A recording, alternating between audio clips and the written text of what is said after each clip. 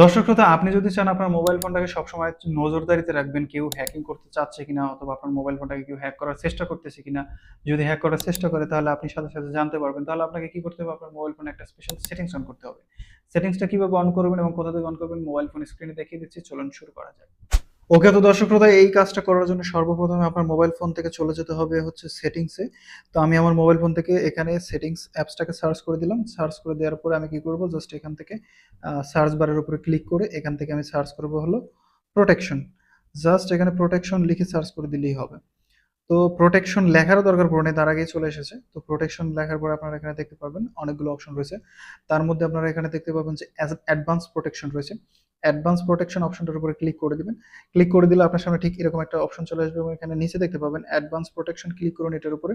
দেন আপনারা এখানে দেখতে পাবেন ডিভাইস প্রোটেকশন, আপনারা জাস্ট এই অপশনটাকে অন করে দিন এবং এখানে টার্ন অন অপশনটা দেখতে পাচ্ছেন, ক্লিক করুন।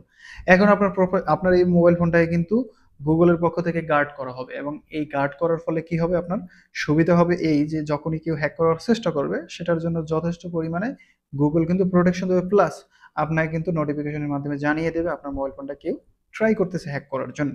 তো দর্শক শ্রোতা, এই ছিল আজকের ভিডিও।